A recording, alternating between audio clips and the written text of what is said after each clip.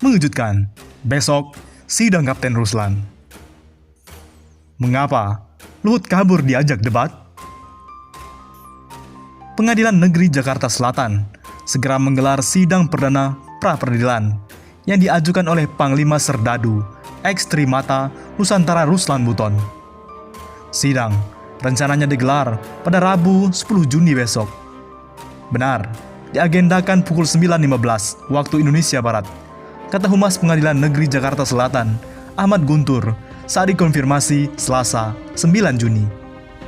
Diketahui, Ruslan Buton mengajukan pra-peradilan kepada Pengadilan Negeri Jakarta Selatan. Surat tersebut diajukan pada Selasa 2 Juni oleh penasihat hukum Ruslan, Tonin Tahta dan rekan. Dalam salinan surat permohonan pra-peradilan yang diterima jawapos.com dari Tonin Tahta, disebutkan pra-peradilan ini Ruslan menggugat Presiden Republik Indonesia, Casukuwo, Kapolri, Kepala Bareskrim, Direktur Tindak Pidana Cyber Bareskrim Mabes Polri. Gugatan ini dilayangkan karena dianggap penetapan tersangka kepada Ruslan cacat hukum. Pra-peradilan akan digunakan oleh pencari keadilan untuk melakukan perlawanan kepada termohon yang dinilai salah menerapkan hukum dan melanggar hukum acara pidana, sehingga dapat dimohonkan guna memberikan kewenangan kepada Yang Mulia Hakim Tunggal memeriksa tidak sahnya penetapan tersangka, tulis Ronin. Alasan tidak sahnya penetapan ini, kata Ronin, karena Ruslan dan pelapor kasusnya Aulia Fahmi tidak saling mengenal satu sama lain dan tidak memiliki hubungan keperdataan. Kita lihat besok bagaimana sidang pra-peradilan Ruslan menggugat Presiden Republik Indonesia. Apakah Luhut takut dengan tantangannya sendiri? Jubir, saya luruskan, Pak Luhut bukan menantang, tapi mengajak diskusi. Lah, kok gitu? Juru bicara Menteri Koordinator Bidang Kemaritiman dan Investasi, Luhut Binsar Panjaitan, Jody Mahardi meluruskan polemik antara Menko Luhut dengan sejumlah pakar ekonomi yang memunculkan perdebatan. Luhut dinilai telah menantang sejumlah pengkritiknya mengenai kebijakan keuangan negara untuk berhadapan langsung dengannya. Padahal, kata Jody, tidak ada maksud Luhut untuk menantang para kritikus tersebut. Saya meluruskan dulu, Pak Luhut itu bukan menantang. Pak Luhut itu mengajak mereka yang punya data dan fakta terkait dengan utang Indonesia untuk datang diskusi konstruktif. Beredar di sana, Pak Luhut menantang, padahal tidak, ujar Dodi Selasa 9 Juni. Jody menegaskan, Luhut dengan tangan terbuka menerima para pengkritiknya untuk duduk bersama melakukan diskusi ilmiah guna mencari jalan keluar terhadap permasalahan tersebut. Jadi bukan menantang, sama-samalah duduk bareng, kita diskusi yang konstruktif, mencari jalan supaya arah pikiran kita tepat.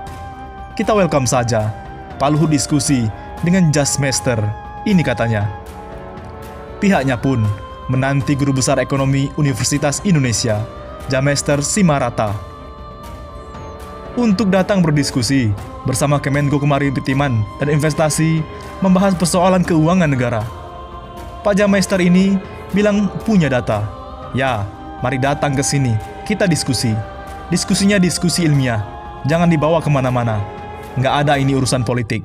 Kita dalam rangka menampung masukannya banyak pihak, tandas Jody. Banyak alasan, Pak Menko masih sibuk. Debat utang Luhut Jamester Jubir, rencananya dalam waktu dekat, Pak Menko masih sibuk. Gelaran debat terbuka mengenai kebijakan, ekonomi serta utang negara antara Menko Kemaritiman dan Investasi Luhut Binsar Panjaitan dengan dosen senior Fakultas Ekonomi Indonesia, Jamester Sima Marta, terus dinantikan publik. Juru bicara Menko Luhut, dia berkata, memastikan bahwa diskusi ilmiah itu akan digelar dalam waktu dekat. Rencananya dalam waktu dekat lah, ujar Dodi, Selasa 9 Juni. Jody mengakui ada kendala dalam menentukan jadwal diskusi. Di antaranya, kesibukan Menko Luhut yang masih fokus bekerja. Schedule juga enggak gampang. Pak Luhut juga masih sibuk. Nanti Kita rencanalah diskusi ilmiah saja, terangnya. Namun demikian, Jody belum dapat memastikan kapan dan di mana diskusi ilmiah tentang utang negara itu akan berlangsung.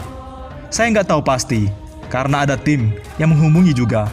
Ada dari kantor deputi investasi yang handle, katanya. Jamester Simamarta sempat mengatakan bahwa dirinya sudah dihubungi Pak Kemenko Marves untuk membicarakan kesanggupannya memenuhi tantangan Menko Luhut. Hanya saja, belum ada waktu resmi mengenai gelaran tersebut. Sudah ada kontak, mengenai waktunya masih belum fix gitu ya.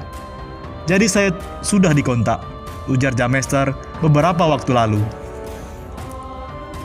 Saking ditunggu oleh publik, politisi Demokrat ini siap jadi promotor debat Luhut versus Rizal Ramli. Tantangan terbuka yang disampaikan Menteri Koordinator Bidang Kemaritiman dan Investasi Luhut Binsar Panjaitan kepada pengkritik kebijakan hutang negara untuk berdebat banyak direspon publik dan banyak yang menanti. Bahkan dari beberapa nama yang mencuat, muncul pula usulan agar ekonom senior sekaligus mantan Menko Perekonomian era Presiden Abdurrahman Wahid atau Gus Dur, Rizal Ramli, meladeni tantangan Luhut. Berkenaan dengan nama terakhir itu, politisi Demokrat M. Adam Syah Wahab bahkan mengaku siap menjadi promotor debat kedua tokoh tersebut. Kalau Bang Rizal Ramli debat sama Opung LBP, seru kayaknya nih. Saya bersedia menjadi promotor, kata Adam Syah melalui akun Twitter pribadinya, Senin, 8 Juni. Bagaimana dengan Anda? Jika setuju, retweet, dan like jika setuju banget, sambungnya. Cuitan tersebut pun langsung disambut warganet. Setidaknya, hingga berita ini diturunkan, sebanyak 1.100 warganet meretweet cuitan akun @donadam68 tersebut dan disukai sekitar 2.000 orang pengguna Twitter. Berkenaan dengan debat dengan Luhut, Rizal Ramli sendiri sudah pernah merespon usulan yang disampaikan warganet itu. Nggak usah diladeni, emang kredibel. Lihat saja, angka-angka perkiraan makro pemerintah saja sejak 2 tahun yang lalu banyak sekali meleset kok. Itu bukan dituju kepada RR kok. Gitu aja ribet, tulis Rizal Ramli beberapa waktu lalu. Banyak dinanti, semoga ini bukan sekedar gimmick. Pada titik ini, mungkin kita sudah dapat melihat benang merah mengapa tantangan terbuka Luhut merupakan sesuatu hal yang positif. Jika debat Luhut dengan Jamester Simamarta terjadi, tentu kita dapat melihat bagaimana pandangan keduanya berinteraksi dan kemudian menilai kapasitas masing-masing. Tentunya itu akan menjadi pijakan penting untuk menuju implementasi politik demokrasi yang lebih baik di Indonesia. Pasalnya, tidak sedikit yang menilai bahwa penyelenggaraan demokrasi di negeri ini serba tanggung. Kritik itu misalnya disandarkan pada seolah adanya upaya kekuasaan dalam membungkam, bahkan menangkap berbagai pihak yang menilai berlawanan dengan arus kekuasaan. Mengacu pada rilis yang dikeluarkan oleh perusahaan riset bisnis dan ekonomi yang berbasis di Inggris, The Economist Intelligence Unit, dalam 3 tahun terakhir, skor indeks demokrasi Indonesia terlihat terus mengalami penurunan.